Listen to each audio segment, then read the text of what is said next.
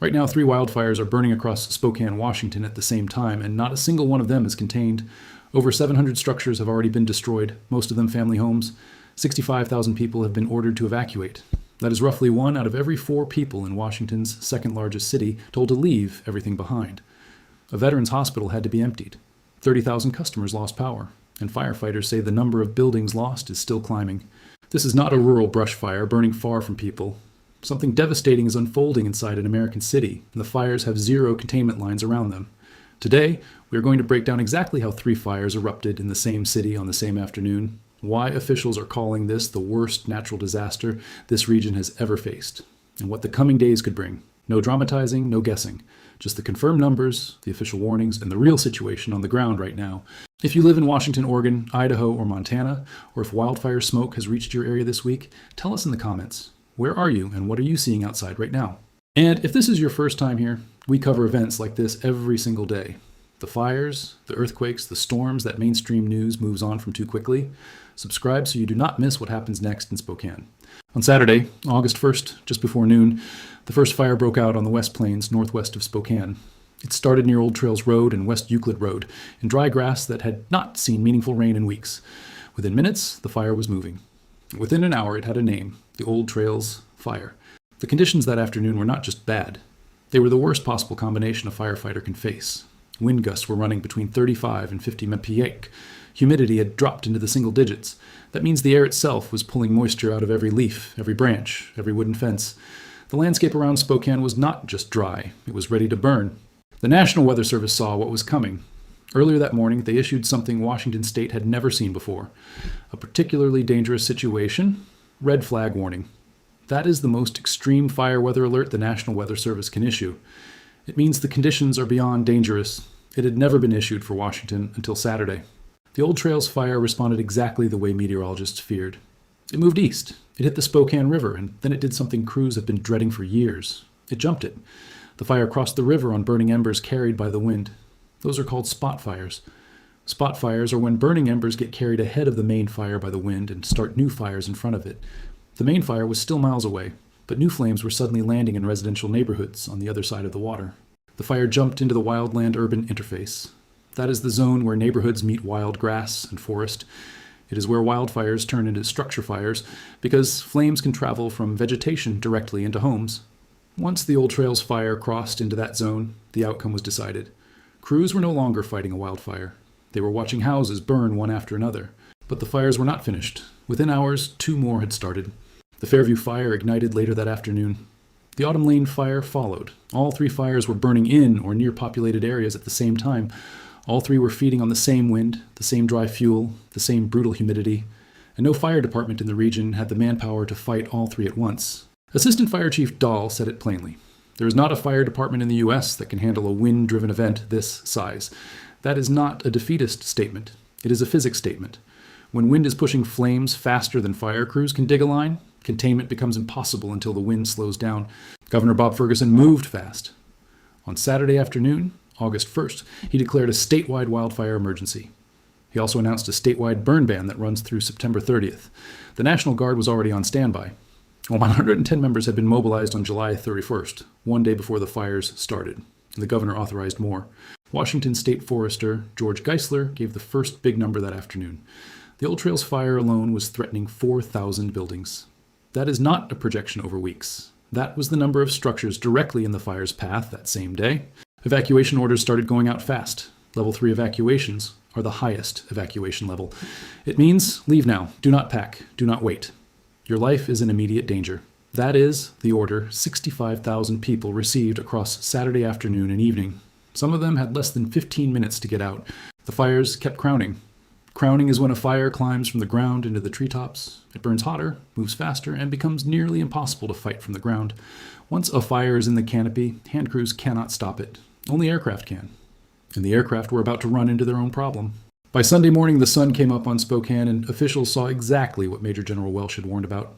When daylight reached Spokane on Sunday morning, entire blocks in the Indian Trail neighborhood had been reduced to foundations and chimneys. Cars sat in driveways as burned-out metal frames. Trees that had stood for 80 years were black skeletons. The sound in those neighborhoods was not sirens, it was silence, because everyone had already been ordered out. The first structure count came in early. Officials estimated between 700 and 1,100 buildings destroyed. Another 400 properties were still being assessed because crews could not safely reach them yet. Most of the destroyed structures were residential homes, not garages, not sheds, family houses. Fire Chief Rohrbach gave the breakdown. Of those destroyed structures, 640 were lost in the Old Trails fire alone. One single fire wiped out more buildings than most entire wildfire seasons produce in the state, and it did that in less than 24 hours. The Mann Grandstaff VA Medical Center had to be evacuated. That is the Veterans Hospital serving eastern Washington and northern Idaho. Patients were transferred to other facilities. The entire campus was closed. Veterans who had appointments Monday morning were told not to come. The hospital's phone lines were rerouted. A regional medical anchor was offline in the middle of a disaster. Power went out fast. 30,000 customers lost electricity at the peak of the outage. By Sunday evening, 10,000 were still in the dark, and 2 transmission lines still needed repair. Avista, the local utility, made another decision. They shut off natural gas to the affected areas. That decision was not a punishment, it was a safety measure. When homes are burning and gas lines are compromised, a single leak can turn a structure fire into an explosion. The Spokane Convention Center opened as an emergency shelter. Over 400 people slept there Sunday night. A building designed for trade shows and conferences was suddenly full of cots, water bottles, families with dogs, and elderly residents who had left everything behind. Spokane Public Schools opened an emergency day camp at Shadle Park High School for families with children who had nowhere to go during the day. And law enforcement had another number to work through. 14 people were being actively searched for. By Monday, Spokane County Sheriff's Office Corporal Mark Gregory said crews had cleared more than 200 missing person reports. Most of those people were found safe. They had evacuated to a friend's house, driven to a family member in another city, or simply lost cell service in the chaos. But about a dozen reports remained open. Gregory did not call them missing. He called them unaccounted for. That distinction matters. In a fire that moved this fast, across neighborhoods this dense, some people may have left without telling anyone. Some may not have had time. Until every destroyed structure is searched, no one can say with certainty how many people made it out, not confirmed missing in the technical sense, but 14 individuals whose families had not been able to reach them. No confirmed deaths had been reported yet. Officials were careful to note that could change as crews entered destroyed neighborhoods. Mayor Lisa Brown called it the worst natural disaster our region has faced. That is not political language. Spokane has been through wildfires before, in 2023, in 2014, in 1991, but never this much destruction from a single fire event. Never this fast. Never this many structures in a single 24-hour window. A federal incident management team arrived on Sunday. They compared the scale of the destruction to the Eaton fire that tore through the Los Angeles area earlier this year. That is a comparison nobody in Spokane wanted to hear, because the Eaton fire is the reference point for what happens when a wildfire hits a dense American neighborhood at the wrong moment. And the Spokane fires are being compared to it. The greater Spokane metropolitan area is home to more than 600,000 people. Many of them live in the exact neighborhoods that fire officials had flagged as high risk for years. Older homes, wood siding, cedar shake roofs, trees planted right up against foundations. When the wind picked up on Saturday, those neighborhoods had been ready to burn for a long time. Insurance adjusters were already on the ground by Sunday afternoon. So were state officials counting structures. So were federal responders staging equipment. Everyone was working the same problem from different angles. How do you count the losses in a disaster that is still happening? But even as the damage became clearer, the people trying to fight these fires were running into a problem nobody expected. By Monday morning, more than 900 firefighters were working the Spokane fires. That number is expected to double to over 2,000 this week. Crews were arriving from across Washington, from Oregon, from Idaho, from as far away as California. The Spokane Valley Fire Department deployed 72 firefighters in a single day, the highest single-day deployment in the department's history. The Spokane fires were designated the nation's top wildfire priority for federal resources. That designation matters.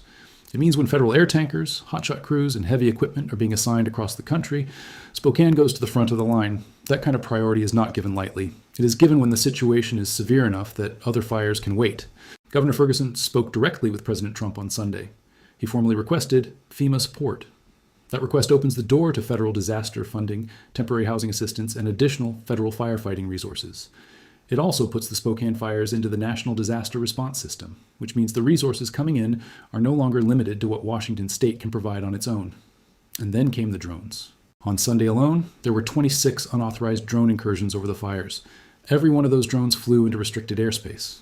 That restricted zone is called a temporary flight restriction. It is restricted airspace over an active fire, so firefighting planes can fly safely. When drones enter this zone, every aircraft has to land until the airspace is clear. That is not an overreaction. That is aviation safety. A drone hitting a helicopter rotor or a fixed-wing air tanker can bring the aircraft down. 26 times on Sunday, firefighting aircraft had to stop flying. Every time an air tanker had to circle away from its drop, that was gallons of fire retardant that did not hit the fire. Every time a helicopter had to land, that was a water drop that did not happen. The math is brutal. The fires kept burning while the aircraft that could have slowed them sat on the ground. 2 drone operators have been cited so far. Officials expect more. The drone problem is not new in wildfire response, but the scale of interference in Spokane was extreme. Federal Aviation Administration regulations prohibit any drone flight inside a temporary flight restriction zone without explicit authorization. Violations can carry civil penalties up to $37,370 per incident. Criminal prosecution is also possible if the interference causes injury or property damage. Fire officials said some of the drones appeared to be hobbyist aircraft flown by residents trying to film the destruction.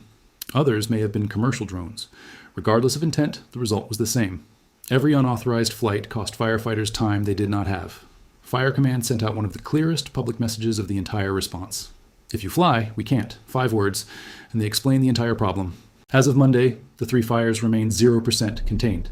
Containment is a measurement of how much of a fire's edge has been surrounded by a line that stops it from spreading. 0% means the fires have no barriers at all. They are burning wherever they want. The combined burn area is 8,026 acres. That is roughly 12.5 square miles of a major American city and its surroundings. To put that at human scale, that is a fire footprint larger than the entire island of Manhattan below Central Park. Cooler temperatures and lighter winds are forecast for Monday. Officials say that window may allow crews to make significant gains. Fire crews know how to work a fire when the wind drops. They can dig lines, they can hold flanks, they can start putting the first pieces of containment in place. But the window is narrow, and they know it. But Spokane is not the only place burning. What is happening across Washington and the Pacific Northwest is something officials say they have not seen in over 30 years. Zoom the map out from Spokane and the picture gets worse. Washington state has already burned through 425,000 acres in 2026 so far. That is more than any year since 2021. Over 200,000 of those acres are actively burning right now in 12 separate large fires across the state. The Sinlahaken fire in Okanagan County has crossed 36,000 acres and taken out an unknown number of structures. The Little Giant fire near Lake Wenatchee has burned more than 25,000 acres with 0 containment. Level 3 evacuations are in effect near Lake Chelan and in parts of Stevens County. In each of those areas, families are packing what they can carry and leaving. Washington is now in its 4th consecutive year of statewide drought. The winter of 2025 into 2026 delivered record-low seasonal snowpack. Snowpack matters because it is the slow-release water supply that keeps forests wet through the summer.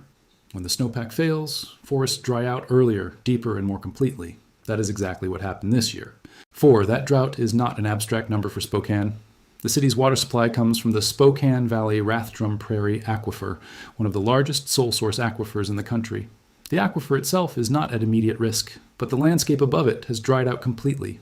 Grass that would normally stay green into August turned brown weeks early. Timber that should have held moisture into September was already cured and ready to burn by mid-July. The drought did not cause the fires. But it set the table for everything that happened when the wind picked up on Saturday. The Southwest is at 90%. Washington is not an outlier. It is part of a national pattern that has been building for years, but the specific mix of drought, wind, and heat that hit Spokane on Saturday is what made this different from a normal bad fire day. Smoke from these fires is covering the entire state. Air quality across eastern Washington has hit the very unhealthy range on Sunday and Monday. That is not a range designed for people to breathe in for days at a time. Children, older adults, and anyone with a lung condition are being told to stay indoors with windows closed. Many of the people already told to evacuate are being told the air outside their evacuation shelter is also dangerous. CNN reported that the Pacific Northwest is facing its worst fire season in more than 30 years. Not the worst since last year. Not the worst since 2020. The worst since 1994. Commissioner of Public Lands Dave Upthegrove put it in one sentence: "This is the busiest wildfire year on record, and we just started August." The 2023 numbers give you a reference point for how much has changed. In 2023, the Gray Fire and the Oregon Road Fire hit Spokane County. Combined, they destroyed 366 homes. Total structures across both fires reached more than 700. 2 people died. Those numbers were called catastrophic at the time. They were called the worst wildfire event Spokane County had ever seen. The old trails. Fire alone in 2026 has already destroyed 640 structures. One fire. 3 years later, same county, same month, same drought conditions. more destruction from a single ignition than 2 combined fires produced in 2023. The 1991 Spokane firestorm destroyed 114 homes across 92 separate fires driven by a single windstorm. It was considered a defining disaster for the region for a generation. The 2014 Carlton Complex fire, the largest single fire in Washington state history, burned 256,138 acres and destroyed 353 homes. Every one of these events used to be a benchmark. Now they're just numbers on a chart that keeps climbing. But the most concerning part of this situation is not what has already happened. It is what the forecast says is coming. Monday and Tuesday may bring some relief. Cooler temperatures and lighter winds are expected to slow fire growth temporarily. Officials say this window may allow firefighters to make significant gains. Every hour of calmer weather is an hour crews can spend digging containment lines instead of running from the flames. But that window closes fast. Later in the week, temperatures are forecast to climb back to the mid to high 90s. Humidity is expected to drop to the low teens. There is no rain in the forecast. Not this week, not next week, not in the extended outlook. Senator Maria Cantwell said the situation clearly. We are not out of danger. The next couple of days will be challenging. That is a United States senator telling residents of her own state that the crisis is not over. The burn ban stays in place statewide through September 30th. That means no outdoor burning of any kind, no campfires, no fireworks, no burn barrels.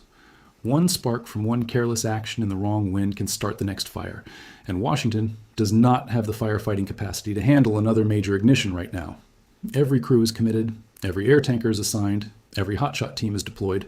The cause of the Old Trails fire is still under investigation. So are the causes of the Fairview and Autumn Lane fires.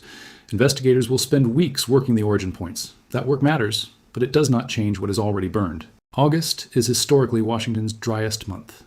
Fire season in Washington typically peaks between mid-August and mid-September. What makes 2026 different is that the peak season destruction is arriving at the very start of August, not the middle.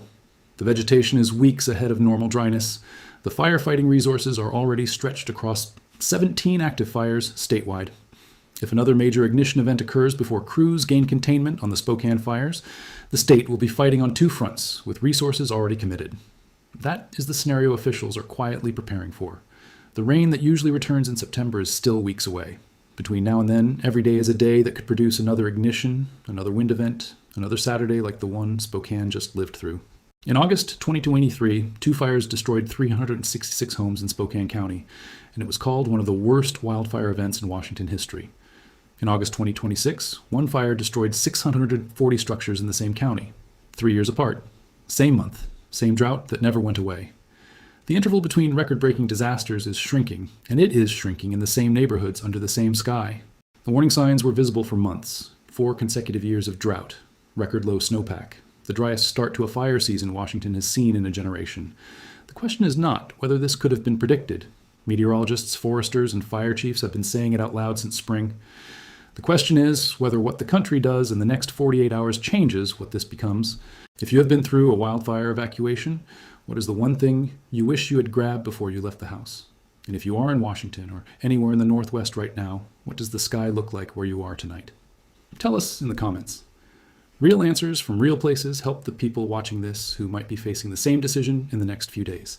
Subscribe, because we will be covering this story every day this week as containment numbers change, as the drone problem plays out, and as the forecast turns back to heat. And share this video with someone in the Pacific Northwest who needs to see, in plain numbers, exactly what is happening right now.